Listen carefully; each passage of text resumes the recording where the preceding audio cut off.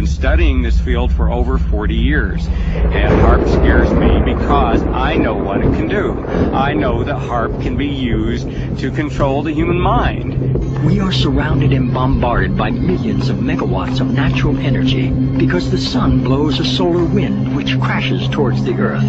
Since the Earth is a giant magnet, the magnetic field called the magnetosphere protects us. HARP's original patents were designed to distort or alter the magnetosphere. It's interesting to compare humans and the Earth. The Earth has a magnetic field. Humans generate a magnetic field, especially in our hearts and brains. Every cell in our body has a powerful magnetic substance called magnetite, which responds sensitively to magnetic fields in our environment. If HARP is altering the magnetosphere, which is the magnetic field of the Earth and all around it, surely this will have an effect on our health and on our physiology. HARP's combined antennae generate a focused billion-watt high-frequency radio beam which penetrates the lower ionosphere and interacts with the currents of the auroral electrojet. During this modification, this pulsing beam stimulates the ionosphere, creating ELF waves which can move great distances through the lower atmosphere and penetrate into the Earth. And once they get the energy up into the ionosphere, depending on what they want to do, they can create a secondary frequency causing the ionosphere to vibrate, sending that signal back down to the Earth. But this same kind of signals in the same frequency range, can affect human mood. The human brain operates on very low frequencies. For example, when we're thinking, actively, we're generating about 13, 14 cycles per second. When we're meditating, we're generating 8 cycles per second. And when we're asleep, the brain waves are running at about 4 cycles per second.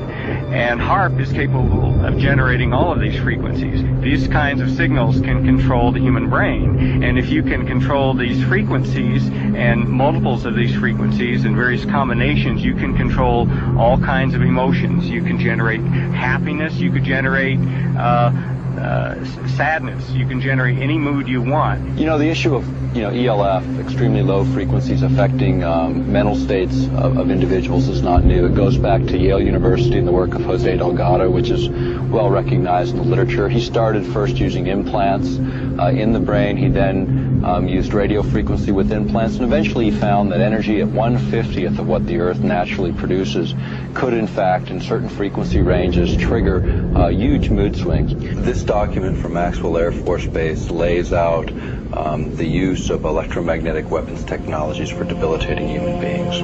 Using electromagnetic warfare against human beings, you can cause disease, you can cause hysteria, or you can cause passivity for population control. Extremely low frequencies affect us because they are the same frequencies that our brains output. The weapons technologies are changing so dramatically at this particular time. It'd be like equating introduction of gunpowder to the West or the beginning of the atomic age earlier this century, and that's what's happening with electromagnetic weapons technologies today. Electromagnetic warfare can also be used in coordination with ionospheric warfare. After I had actually left the program in 1987, one of the last communications I had with ARCO indicated that there had been a contract awarded for ionospheric warfare studies. HARP says it's not producing a weapon. Back in 1912, Nikola Tesla said it was possible to split the planet by combining the correct vibrations with the resonance of the planet itself. It's going to be electromagnetic warfare.